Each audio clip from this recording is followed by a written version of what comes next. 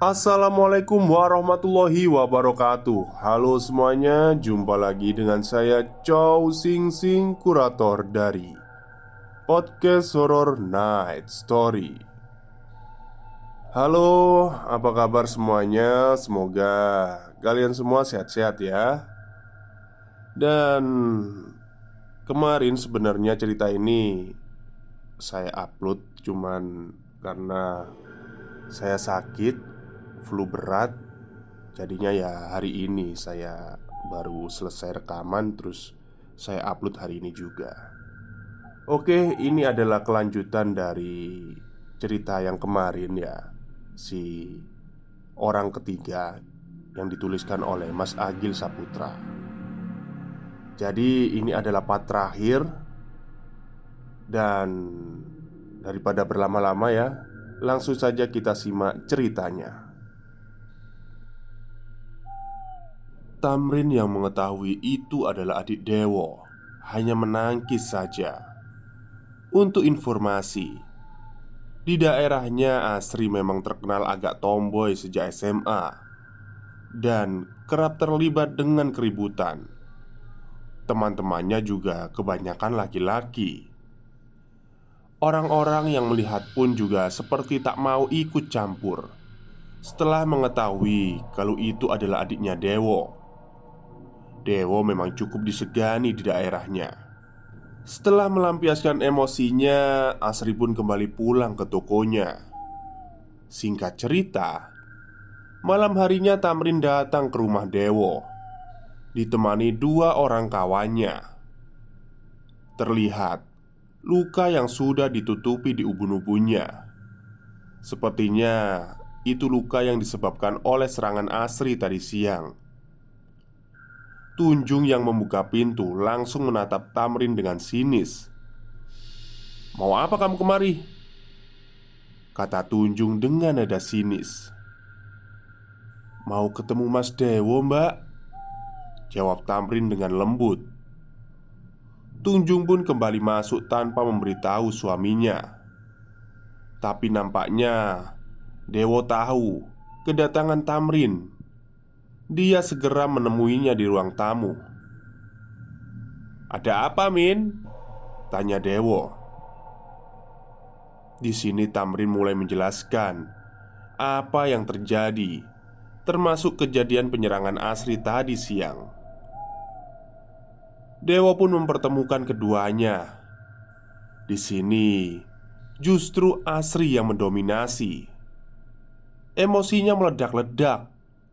Dia mulai menjelaskan kelakuan Dewo akhir-akhir ini, termasuk dengan keris yang didapatkannya setelah berkawan dengan Tamrin.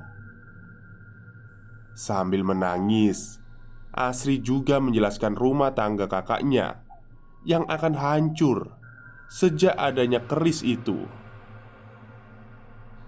"Keris itu bagus loh mbak untuk kesuburan," potong Tamrin di sela pembicaraan itu. Mendengar itu Asri langsung emosi dan langsung menyiramkan kopi di gelas di hadapan wajah Tamrin.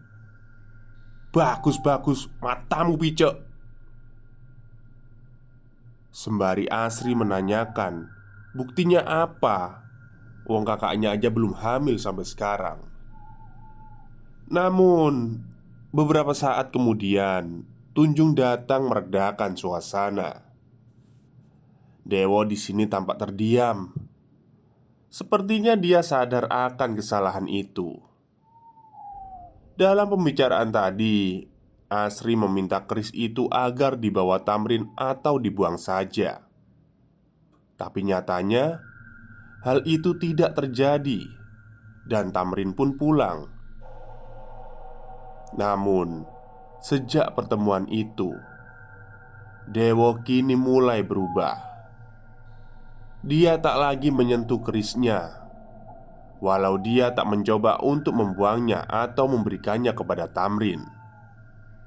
Dewo mulai mencoba memperbaiki hubungannya dengan Tunjung istrinya. Di sini Asri yang melihat itu tentu merasa lega. Ternyata kearoganannya bisa mengubah kakaknya kembali seperti dulu. Yang jelas, semua itu ia lakukan semata-mata karena dia sayang dan peduli dengan kakaknya. Tapi tanpa mereka semua tahu, kelegaan itu tak berlangsung lama. Karena berubahnya Dewo berubah menjadi sebuah petaka baru. Sejak berubahnya Dewo menjadi baik kembali, kotak tempat disimpannya si lencir kemuning itu sering berbunyi sendiri. Setiap malam juga sering terlihat seorang wanita berlalu lalang di luar kamar. Tunjung sempat menyuruh suaminya untuk melarung atau membuangnya saja. Tapi Dewo takut. Mereka pun mulai mengesampingkan masalah itu dan memutuskan untuk merajut kembali hubungannya. Sejak rumah tangganya membaik, Tunjung kini mulai menjalani program kehamilan lagi. Dia juga kini ikut membantu adik iparnya Asri berjualan di toko sembakonya. Dia merasa takut jika di rumah sendirian. Tak bisa dipungkiri lagi, pastinya Tunjung belum bisa melupakan kejadian lencir kemuning itu. Apalagi keris itu belum dibuang oleh Dewo suaminya. Tunjung juga pernah bercerita kepada Asri kalau sering melihat orang yang berlalu lalang di rumahnya ketika ia sendiri. Tunjung yakin kalau itu adalah lencir kemuning. Mungkin karena itulah alasan terbesarnya kini ikut membantu Asri di pasar. Kendal, Jawa Tengah, awal tahun 1993. Malam itu Dewo sudah tertidur. Nampaknya dia kelelahan. Sementara Tunjung istrinya tengah berada di kamar Asri. Mereka terlihat sedang berdiskusi tentang keuangan toko yang kini mereka kelola bersama. Waktu itu sekitar pukul 11 malam. Ketika mereka mengobrol, tiba-tiba ada yang mengetuk jendela kaca kamar. Seketika pembicaraan mereka terhenti. Tunjung dan Asri sama-sama melihat ke arah jendela yang memang tirainya masih terbuka. Dan ketukan itu terjadi lagi. Tapi terlihat jelas tangan yang mengetuknya. Mereka semua tercengang melihat ukuran tangannya yang tak wajar serta kukunya yang panjang. Mereka sama-sama tertegun. Pandangannya hanya menuju pada tangan itu, yang akhirnya terlihat membuka dan menggedor lagi. Kali ini dengan 5 telapaknya. Melihat itu mereka segera menjauhkan posisinya. Tunjung terlihat pucat ketakutan. Beda dengan Asri. Dengan perlahan Asri meraih sebuah tasbih kecil di dekatnya. Dan ia melemparkan ke arah jendela. "Allahu Akbar," kata yang terucap dari mulutnya dengan gemetar. "Siapa kamu? Gak usah ganggu-ganggu," kata Asri dengan terbata-bata. Dan perlahan tangan itu pun turun hilang dari kaca jendela. Suasana sejenak hening. Dan mereka yang masih melihat ke arah jendela itu pun terkejut ketika muncul wajah wanita melayang ke atas. Dan perlahan terlihat seluruh tubuhnya. Sosok itu berkata, "Ini aku loh, lencir kemuning," dengan nada yang cepat dan diulang-ulang. Tunjung dan Asri berteriak hingga teriakannya membangunkan Dewo. Bergegas Dewo yang menghampiri langsung bertanya apa yang terjadi. "Ada apa toh ini?" tanya Dewo dengan panik, melihat adik dan istrinya meringkuk ketakutan. Tunjung dan Asri tidak bisa menjawab. Hanya tangan mereka saja yang terlihat menunjuk-nunjuk ke arah jendela. Namun, setelah diperiksa, Dewo tidak melihat apa-apa. Bahkan Dewo sempat membukanya dan memeriksa luar. Sosok tadi nampaknya telah hilang. Dewo pun yang sepertinya mulai waspada mengajak adik dan istrinya keluar dari ruangan itu. Tapi beberapa saat kemudian malah terdengar suara ketukan dari pintu depan rumahnya. "Kula nuwun, kula nuwun." Nada bicaranya sangat lambat. Begitu juga dengan irama ketukannya. Seketika mereka saling bertatapan mendengar suara itu. "Bukaan, Mas," kata Asri kepada kakaknya. Si Dewo mulai ciut nyalinya dan menggelengkan kepalanya serta berkata, "Aku tahu siapa itu." "Kula nuwun, kula nuwun." Suara ketukan itu masih berlanjut dengan irama dan suara yang semakin mengencang. Tunjung terlihat menangis dan Asri menutup telinganya. Di sini, Dewo mulai mengumpulkan keberaniannya dan berkata, "Pergi kamu, aku sudah tidak bisa lagi," kata Dewo dengan sangat terbata. Suara dan ketukan itu pun seketika berhenti setelah Dewo berucap. Dewo pun mengajak istri dan adiknya untuk menuju ruang tengah. Dewo menggelar kasur di lantai dan mereka bertiga merebahkan tubuhnya di situ. Suasana nampak canggung, seperti tak ada lagi yang pantas untuk diobrolkan.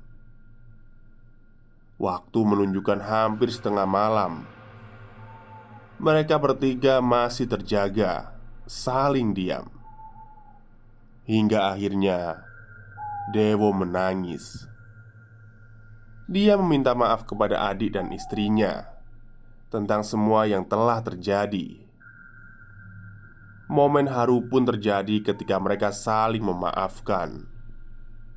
Dewo juga berjanji akan membuang keris itu besok hari. Singkat cerita, esok pun tiba. Dengan kejadian semalam, mereka bertiga menjadi lebih dekat. Asri dan Tunjung tak lagi canggung bertanya soal keadaan Dewo sekarang. Hari ini adalah hari pelarungan keris itu. Harusnya, karena saat Dewo sarapan, tiba-tiba saja dia batuk-batuk dan memuntahkan darah. "Sesak banget," kata Dewo sembari memukul-mukul dadanya. Tentu keadaan itu membuat Asri dan Tunjung panik. Di sini Asri langsung memapa kakaknya menuju mobil dan hendak membawanya ke rumah sakit. Namun Dewo mencegahnya. Saat ini Dewo hanya mau duduk saja di kursi. Selang beberapa saat, keadaan Dewo membaik. Dan di pagi itu, Dewo bercerita tentang apa dan siapa lencir kemuning itu. Jadi itu semua berasal dari keputusasaan seorang Dewo yang tak kunjung mempunyai anak. Dengan berbagai cara dan saran secara umum sudah ia lakukan. Dan tiba suatu waktu, ia berkeluh kesah pada Tamrin. Dan Tamrin menanggapi keresahannya. Tamrin membawa Dewo ke seorang paranormal yang diyakininya bisa menolong Dewo. Datanglah Dewo ke paranormal itu. Sebut saja namanya Sutarji. Sebenarnya ketika awal Dewo datang, dia sudah ragu. Tapi karena testimoni Tamrin yang sangat meyakinkan, Dewo mulai percaya dengan Sutarji si paranormal itu. Diterawanglah Dewo oleh Sutarji. Syaratnya juga masih wajar. Sutarji meminta nama lengkap serta weton Dewo dan istrinya. Setelah proses penerawangan, Sutarji berkata kepada Dewo, dan kata-kata inilah yang membuat putus asa. Dengan tanpa memikirkan perasaan, Sutarji berkata, "Istrimu itu subur, tapi kamu yang mandul," kata Sutarji dengan lugas. Karena sudah terpengaruh testimoni dari Tamrin, Dewo pun percaya dengan perkataan Sutarji. Dewo jelas syok mendengar kata itu. Dia pun pergi, tapi belum sempat Dewo menanggapi perkataan itu, Sutarji langsung berkata, "Tapi masih ada jalan kok." Mendengar itu, tentu Dewo seperti mempunyai harapan lagi. Dengan antusias, Dewo menyambut perkataan Sutarji dengan sebuah pertanyaan yang intinya, bagaimana caranya memperoleh tujuan itu. Singkat cerita, Sutarji pun mengeluarkan keris dari bawah kolong mejanya. Intinya, dia bercerita bahwa keris ini bisa membawa kesuburan, tapi ada maharnya. Waktu itu Dewo, lelaki yang sedang butuh harapan itu, memahar kerisnya dengan harga kisaran 500.000, yang mungkin adalah uang cukup banyak di tahun itu. Tapi ternyata bukan kesuburan yang Dewo dapatkan. Justru kekacauan malah terjadi di dalam hidupnya. Ya, begitulah kira-kira bagaimana si Lencir Kemuning bisa sampai di tangan Dewo. Dalam pembicaraan itu, Asri dan Tunjung sempat bertanya, kenapa tidak dikembalikan saja kerisnya kepada Sutarji? Ternyata inginnya Dewo juga begitu. Tapi Sutarji sudah tidak bisa ditemui lagi, karena Sutarji sudah meninggal selang 4-5 hari setelah menyerahkan keris itu. Pembicaraan pun usai.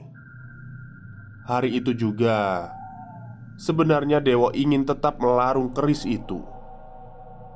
Dewo mencoba untuk menepati janjinya semalam. Tapi tiba-tiba saja pagi itu turun hujan yang sangat deras. Dewo pun hari itu urung untuk melarung keris setelah dicegah oleh istri dan adiknya. Singkat cerita, malam pun tiba. Kira-kira pukul 9 malam, Tunjung, Dewo, dan Asri beranjak tidur. Tentu mereka berharap malam ini akan baik-baik saja. Tapi tidak. Sekitar pukul 1 malam, Asri, adik Dewo, menghampiri ke kamar kakaknya. Ia membangunkan Dewo dan Tunjung sembari masih memeluk bantal. Asri nampak ketakutan. Ia mengaku melihat kaki yang berlalu lalang dari kolong tirai pintu kamarnya, setelah sebelumnya pintunya terbuka sendiri. Asri pun meminta Dewo untuk mengambilkan kasur lantai di ruang tengah. Malam ini Asri hendak tidur bersama Dewo dan kakak iparnya. Dewo pun mengiyakan permintaan Asri. Mereka bertiga pun kini mencoba untuk tidur di ruangan yang sama. Tapi sekitar pukul 2-3 pagi, mereka semua terbangun dengan waktu yang hampir bersamaan karena mendengar suara wanita yang menangis. Tangisannya jelas dan kadang seperti jauh, kadang seperti mendekat. Mereka bertiga mulai saling merapat, dan mau tak mau mereka harus tetap mendengar suara tangisan itu lagi. Tiba-tiba terdengar suara kaki melangkah dari luar jendela, diiringi dengan suara tangisan. Perlahan suara itu menjauh dan mendekat kembali melewati jendela kamar itu.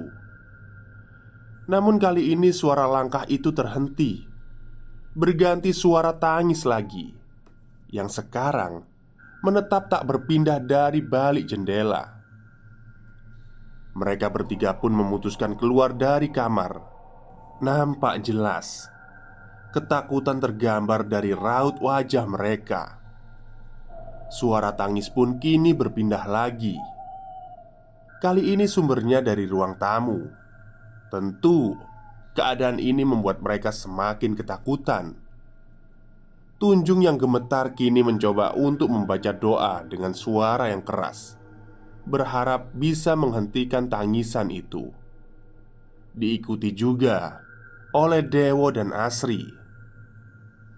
Mereka membaca surat An-Nas secara bersamaan. Karena mungkin berbalut rasa takut, bacaan mereka terdengar saling tumpang tindih, dan akhirnya terhenti oleh suara gebrakan dari meja ruang tamu. Suasananya hening dan hampa.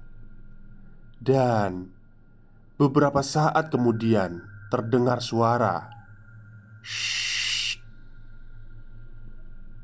Keadaan menjadi semakin ngeri ketika tak selang beberapa lama terdengar lantunan ayat Al-Quran dari arah ruang tamu.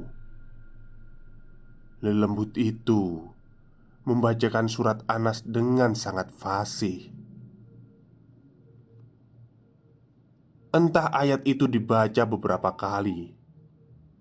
Yang jelas, gangguan malam itu ditutup dengan kata-kata, "Ngaji itu seperti ini," kata sosok yang diduga lencir kemuning itu dari ruang tamu.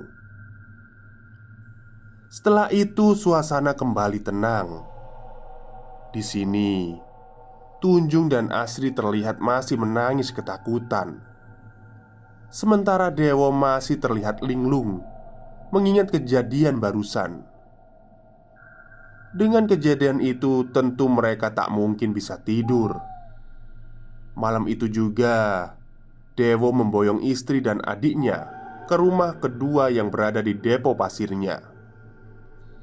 Sesampainya di sana, Marlan penjaga malam di depo itu membuka pintu.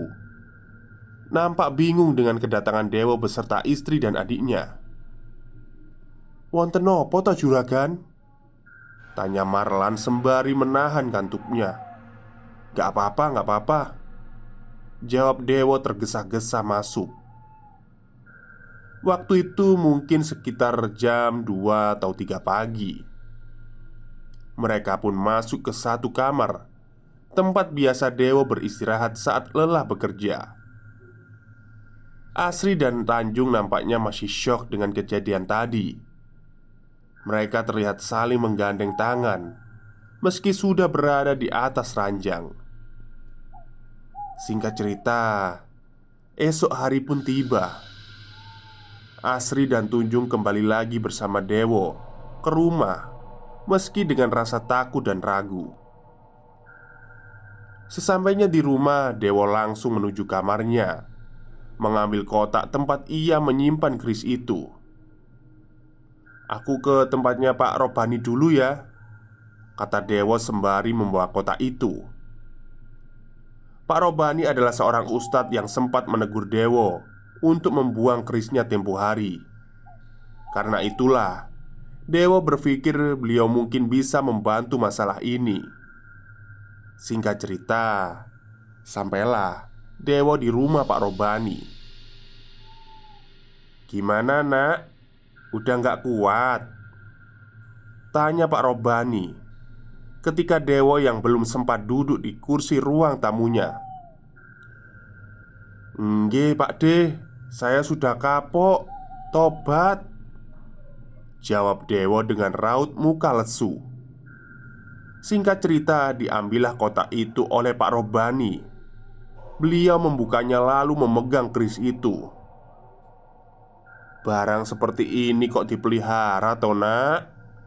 kata Pak Robani setelah menghela nafasnya panjang. "Jin tuwek iki," lanjut Pak Robani. Beliau pun mulai menjelaskan dan sedikit menceramai Dewo, yang pada intinya si lencir kemuning ini tidak mau lepas karena sudah cinta dengan Dewo. Pak Robani pun menjelaskan, tidak ada satupun makhluk yang bisa memberi kesuburan kecuali atas izin dari Allah Subhanahu wa Ta'ala. Besok malam kesini ya. Kamu ini harus hadat lagi, kata Pak Robani menambahkan pada garis besarnya. Beliau mengatakan kalau perbuatan Dewo ini sudah keluar dari Islam, sehingga untuk memantapkan taubatnya, Dewo harus syahadat lagi. Dia pun pulang tanpa membawa keris itu dengan perasaan yang cukup lega. Sesampainya di rumah, Dewo langsung menceritakan itu kepada istri dan adiknya, yang memang hari itu meliburkan diri dari pekerjaannya. Singkat cerita, malam pun tiba. Dewo, istri dan adiknya tengah berada di dalam kamar. Tapi di sini Dewo masih nampak gelisah. Ia berujar kepada istrinya, proses pelarungan dan pertobatannya masih dilaksanakan besok malam. Ia takut kalau malam ini teror itu datang lagi. Namun, belum juga Dewo selesai bicara, ada suara tangisan. Sumbernya diduga dari sudut ruang tamunya. Suasana yang tadi biasa saja berubah menjadi semakin tegang ketika Asri menyusul kakaknya di kamar. "Dengar gak?" kata Asri sembari merapat ke tempat tidur kakaknya. Tangisan itu semakin mendekat, diiringi suara gesekan yang seperti berasal dari lantai rumahnya. Asri seketika melompat ke ranjang ketika ekor matanya melihat bayangan di bawah tirai pintu. Bayangan itu semakin jelas dan wujud terlihat di bawah tirai yang memang tak menyentuh lantai itu. Bayangan itu berubah menjadi kain lusuh, masih diiringi dengan suara tangisan pilu seorang wanita. Suaranya benar-benar jelas. Pandangan mereka terus saja tertuju di sumber suara itu. Dan tiba-tiba, "Dewo, Dewo, Dewoku." Begitu suara sosok berkain lusuh itu. Sembari masih menangis, Asri dan Tunjung ketakutan, memalingkan pandangannya dan menutup kedua telinganya. Sementara Dewo masih memandangi sosok yang hanya terlihat bagian bawahnya saja itu.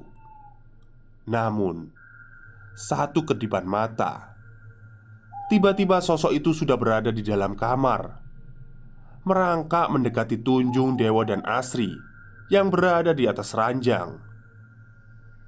Di sini Dewo mencoba melawan dengan secuil keberaniannya. "Pergi kamu, tukang bohong!" kata Dewo dengan tegas. Sosok itu pun menangis, semakin mendekat dan memperlihatkan mukanya yang tadi tertutup oleh rambut yang terurai. Sosok itu pun berteriak dan kemudian menghilang. Itulah terakhir kalinya Lencir Kemuning menampakkan dirinya.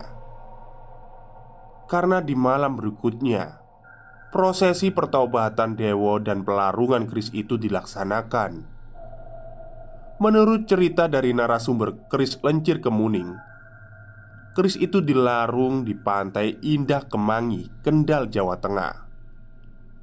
2 tahun kemudian, tepatnya di tahun 1995, Dewo dan Tunjung akhirnya dikaruniai seorang anak laki-laki.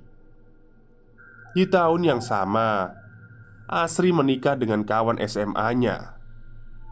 Alhamdulillah, sampai cerita ini ditulis, mereka semua masih dalam keadaan sehat dan bahagia. Sekian cerita pada malam hari ini. Semoga ada banyak pelajaran yang bisa kita petik. Amin. Baik, itulah akhir kisah dari tweet Twitternya Mas Agil Saputra yang berjudul Orang Ketiga. Jadi memang kita itu tidak boleh ya percaya dengan hal-hal yang apa ya, sifatnya itu menyekutukan Tuhan gitu ya. Seperti Mas Dewo ini tidak mempunyai keturunan, harusnya kan bisa ikhtiar dengan jalan yang agamis, tidak lewat hal-hal yang bersekutu dengan jin-jin kayak gitu ya. Atau bisa konsultasi ke dokter supaya gimana caranya bisa dapat keturunan gitu. Oke, mungkin itu saja yang bisa saya sampaikan pada malam hari ini. Semoga Anda semua mendapatkan hikmah di balik cerita ini. Selamat malam dan selamat beristirahat.